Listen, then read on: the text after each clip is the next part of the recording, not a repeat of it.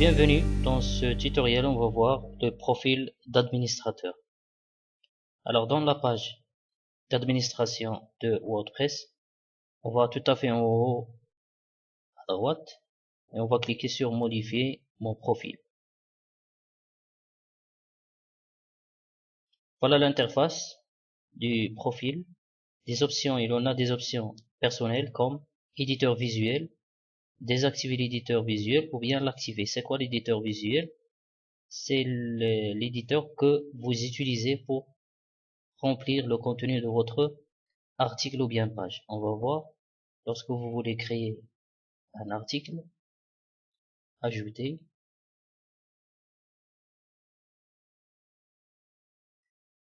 Voilà, là ce sont les deux modes, le mode visuel et le mode texte. D'accord, c'est on désactive le mode visuel, on va voir seulement le mode texte. Regardez, désactiver, tout à fait en bas, mettre à jour le profil. Et lorsqu'on veut créer un article ou bien une page,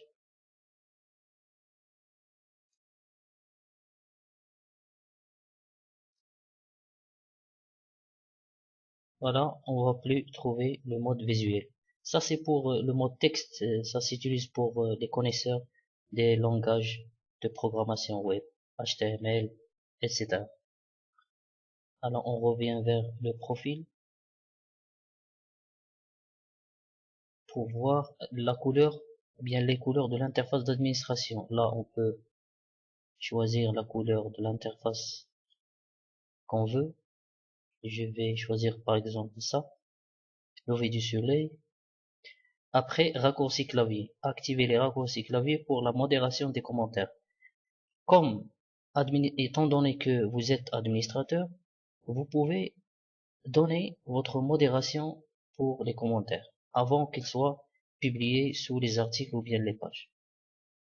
D'accord? Si vous activez ça, vous pouvez utiliser des raccourcis clavier comme, prenons un exemple, vous pouvez appuyer sur A pour approuver, sur U pour désapprouver, sur S pour marquer le commentaire comme indésirable, ou bien spam, D pour la corbeille, etc. Donc tout simplement, on va pas passer sur tous les raccourcis, mais ce sont des raccourcis qui servent à approuver rapidement, ou bien gérer rapidement des commentaires.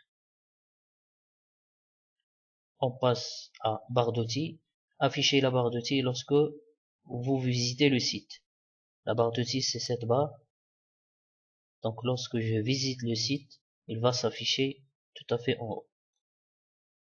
Le nom, c'est bon. Donc l'identifiant, impossible de le changer. On peut changer le prénom, le nom et le pseudo, obligatoire. Là, une petite précaution à faire. Normalement, il faut jamais prendre le pseudonyme comme le nom d'administrateur. Pourquoi?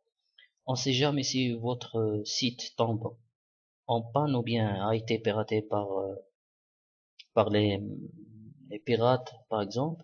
Ils vont trouver le pseudo, mais si le pseudo est égal à l'identifiant, ils vont directement se connecter comme administrateur. Alors, il vaut mieux faire un pseudonyme qui est totalement différent au nom. Alors, le nom à afficher publiquement. Ça, c'est le nom que vous voulez.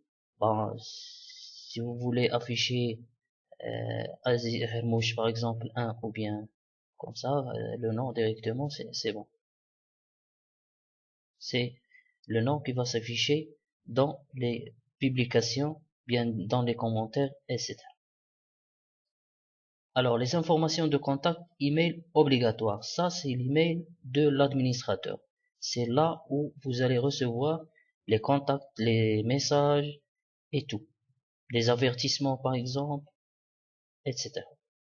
Le site web, si vous l'avez. À propos de vous, des renseignements biographiques. Par exemple, si on met là, par exemple, je sais pas, prof d'informatique, ce sont les informations des de l'administrateur. D'accord? Vous allez voir l'utilité de cette partie. Par exemple, si je vais enregistrer, regardez les informations vont s'afficher dans contributeur.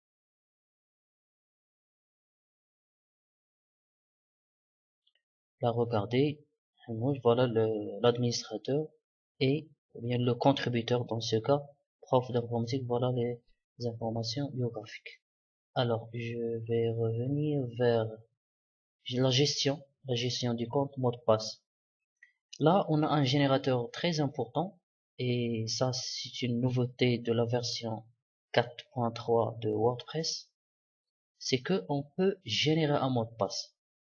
C'est pas saisir un mot de passe. C'est pas nous qu'on va choisir. Mais on clique et voilà un générateur de mot de passe très important. Et regardez le mot de passe, il est fort.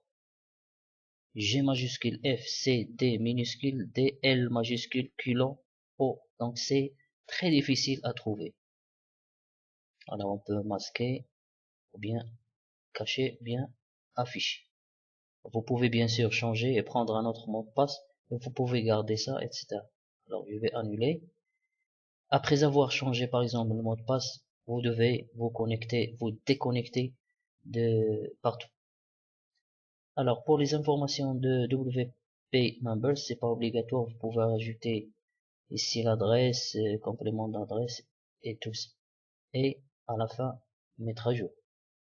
Voilà les informations qu'on peut personnaliser pour un administrateur. Merci.